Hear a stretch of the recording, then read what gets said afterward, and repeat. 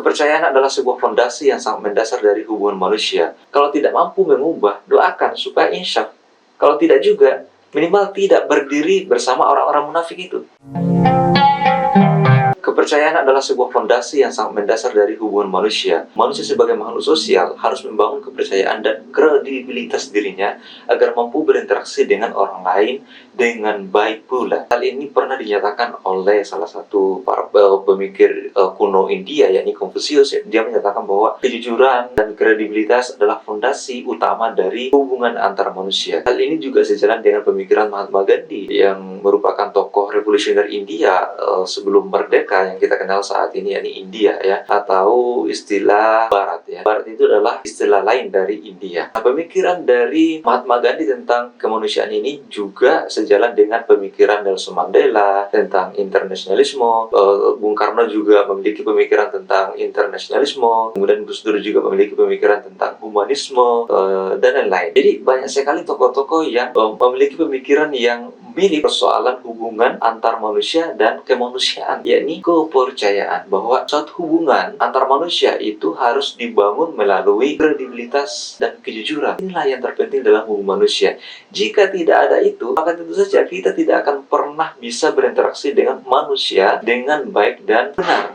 Kita tidak akan dipercaya. Oke lah, kalau misalnya kita ingin berinteraksi dengan seseorang, terus kita ingin meminta sesuatu. Bagaimana engkau meminta sesuatu sedangkan engkau saja tidak dipercaya? Maka yang perlu kau bangun itu adalah kepercayaan dia terhadapmu. Nah, untuk membangun sebuah kredibilitas diri, itu tidak dibangun secara instan. Itu tidak dibangun dalam satu malam, satu hari. Tidak, Anda tidak boleh menggunakan teori seperti itu. Kredibilitas diri itu dibangun melalui proses yang panjang dan penuh rintangan, sehingga ketika rintangan tersebut mampu dilewati dan kita sudah terbiasa dengan rintangan tersebut, otomatis kita akan memiliki sebuah kredibilitas dan menjadi karakter dalam diri kita. Itulah yang kita bangun, dan itu pun yang kita tawarkan kepada orang lain, bahwa kita ini bisa diandalkan dan bisa dipercaya. Maka jangan khawatir dan jangan takut ketika orang lain memberikan kepercayaan kepadamu, apalagi kepercayaan yang pertama. Manfaatkan itu. Ketika orang lain tidak diberikan kepercayaan, maka kesempatan mula untuk menunjukkan bahwa kamu dapat diandalkan dengan kredibilitas yang tinggi. Jangan dulu tanyalah soal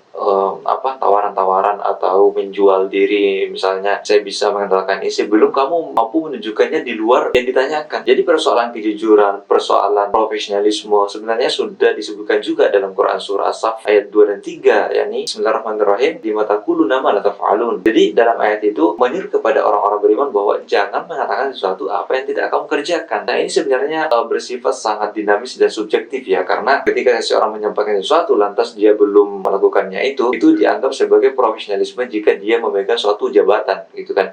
Dia menasihati orang tetapi dia belum melakukan, dia mengatakan itu sebagai orang yang memiliki jabatan. Nah, itu yang dimaksud dengan profesionalisme. Tetapi ketika dia menasihati seseorang atas dasar kebenaran, nah disinilah yang dimaksud Quran surah As-Saff ini. Jangan katakan sesuatu, jangan menasihati orang ketika Anda tidak melakukannya. Itu namanya munafik, dan inilah yang ditakuti oleh semua orang. Jangan sampai dia mengatakan sesuatu padahal dia tidak mampu untuk melakukannya. Tetapi ada juga tuh yang terang-terangan menyampaikan sesuatu padahal dia tidak melakukannya, dia tidak mampu. Itu namanya orang munafik, dan ini sangat membahayakan masyarakat. Lalu apa yang harus kita lakukan untuk mengatasi dan mencegah hal tersebut? Ya otomatis mendoakan. Kalau tidak, ya jangan berdiri di antara orang-orang yang munafik. Kalau tidak mampu mengubah, doakan supaya insaf. Kalau tidak juga, minimal tidak berdiri bersama orang-orang munafik itu.